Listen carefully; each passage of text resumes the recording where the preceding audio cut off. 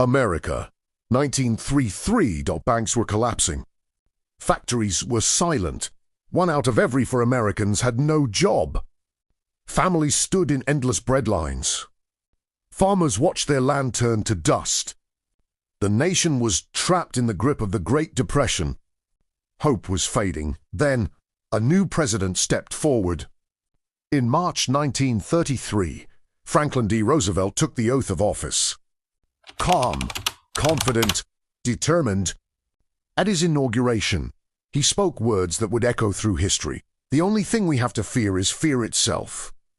But words alone would not save America. Action would.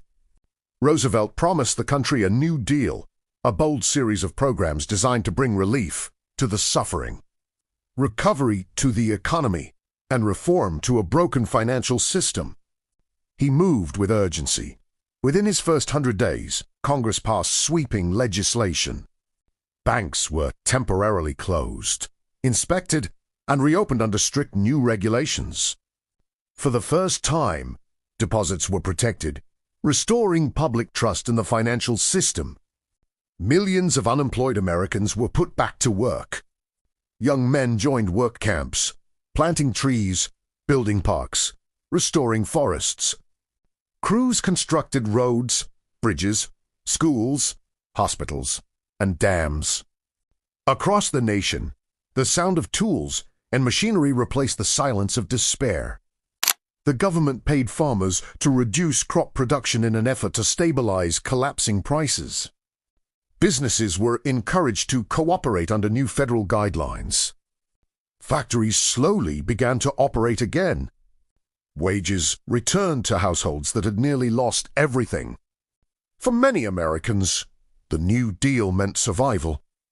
For others, it represented something even bigger, a new role for the federal government in everyday life. Not everyone supported Roosevelt's approach. Critics argued that he was expanding government power too far. Some business leaders accused him of interfering with free markets. The Supreme Court struck down parts of his legislation, declaring them unconstitutional. In response, Roosevelt attempted to expand the court itself, triggering one of the most controversial political battles of his presidency. The nation was divided. To some, he was a savior of capitalism. To others, he was reshaping democracy in dangerous ways. Yet the reforms continued. In 1935, Roosevelt signed the Social Security Act into law.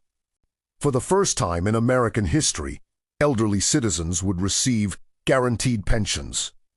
Workers who lost their jobs would receive unemployment insurance. The most vulnerable would have a safety net. It was more than a policy. It was a promise that the government would not stand aside while its people suffered. By the late 1930s, conditions had improved, but the Great Depression had not fully ended. Unemployment remained high. Economic growth was fragile. Then the world was pulled into a second global conflict, World War II. American factories shifted into wartime production. Industries expanded at unprecedented speed. Millions of jobs were created almost overnight. Unemployment disappeared as the nation mobilized for war. The war ultimately ended the Great Depression. But the foundation for recovery, the financial reforms, the infrastructure projects, the restored public confidence, had been laid during the New Deal years. The New Deal permanently changed America. It redefined the relationship between citizens and their government. It expanded federal responsibility for economic stability. It created programs that still exist today. It showed that in moments of national crisis, leadership can reshape the course of history. Franklin Delano Roosevelt did not simply guide America through economic collapse.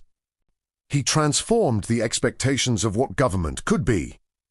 In the darkest chapter of the nation's economic history, the New Deal became a turning point, proof that bold action, even amid controversy, can redefine a country's future. And that legacy still echoes today.